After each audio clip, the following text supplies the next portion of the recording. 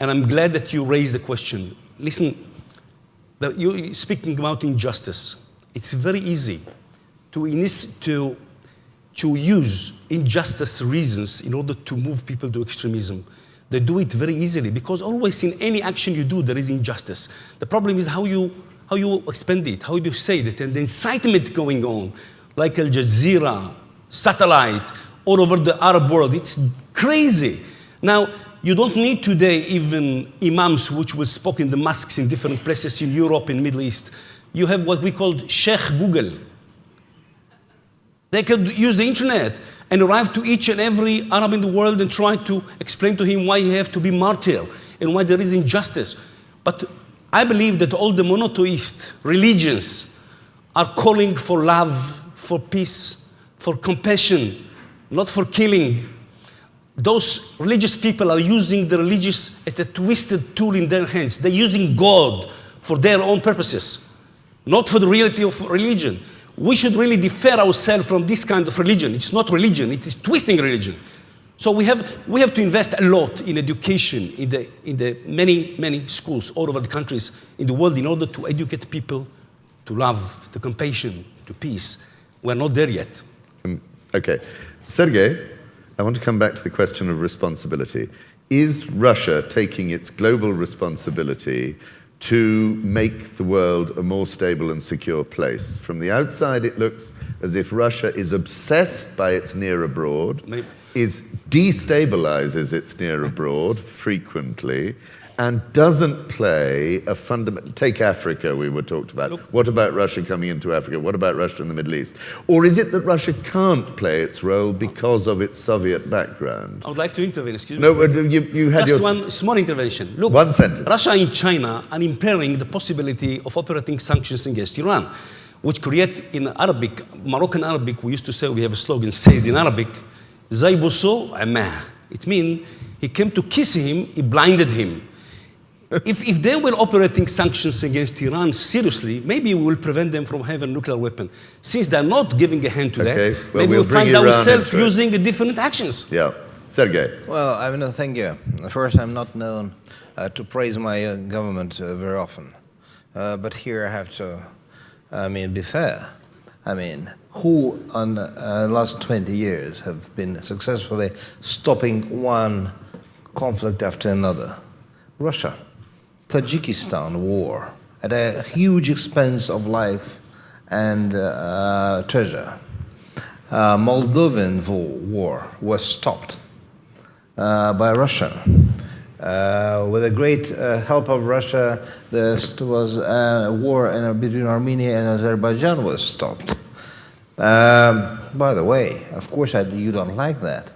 But we have... No, I think Moldova is really pushing it because Russian support for the dissidents... Russian support for the dissidents in Moldova is enormous. No, you want to... we have offered several times to restore, Federation of Moldova. Because the European Union is in a combative mood and but your army wants to show that it is still money. A player. It stopped twice restoration of the Federation of Moldova on Russian terms. Yeah. However, we have stopped the war there at a certain expense of our... we have, by the way, we don't like that, but we have finished, we have unfrozen and finished the conflict over Abkhazia and Ossetia. They are independent states. You don't like that. We don't like that. But we did that and we spent for that our lives, our treasure, and we continue to spend our lives. There is no war I there. wanted you to look at the big picture. And the last responsibility. Middle East. Yes, and last, we are getting back to the Middle East. We have limited resources. We will be getting back to Africa. I hope not in the Soviet vein. And by the way, about our global responsibility. We have stopped the expansion of NATO, and here I'm referring to Pierre Levy. He said, like many others, European escapists, and he's a friend, and Europeans are friends, that that situation in Europe had posed no existential threat. Russia believed that expansion of NATO posed an existential threat, and it said its officially several times. That meant a war in the heart of Europe. We stop that. If that is not a responsible behavior. I mean, what is a responsible behavior? I mean, responsible behavior is an obsession with building up Europe within and forgetting about the whole world when it is inconvenient to involve itself. We will be ready, if others will be ready, to get in with our military, hopefully. I mean, if we become allies with the United States to impose our peace on Israel and Palestine, if they are unable to do that. Actually, I think that will be absolutely necessary in the best of the world, because Israel and Palestine are an absolute. But in the meantime, it will be very helpful if you prevent Russia from selling missiles to Iran. Well, I mean, we have stopped, by the way. I mean, I hope so. No, I mean, we have stopped. For the time being. Hopefully, yes, for the time being. I mean, perhaps they aren't ready to pay the price. By the way, as I've said, I mean, I don't think we have been too wise vis-à-vis Iran, but we don't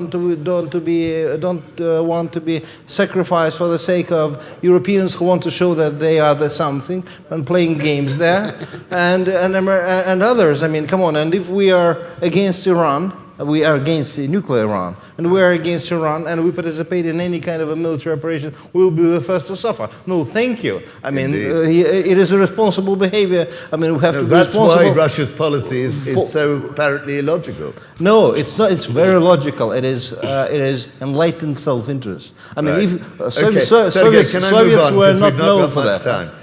I'll move to Dominique to make the peace. Beforehand, I contribute to this discussion. La paix entre les Russes et les Britanniques. Et les Britanniques. Les deux vieux empires qui ne savent pas qu'ils ont perdu leurs empires. Je voudrais revenir sur deux choses.